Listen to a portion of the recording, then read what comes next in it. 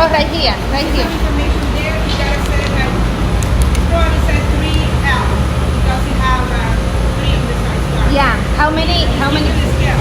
Yeah, and how many yards, the day, and the style or model number. Okay. Yeah. Because you need to know when you're gonna spread, you need to know the exact size of the pattern.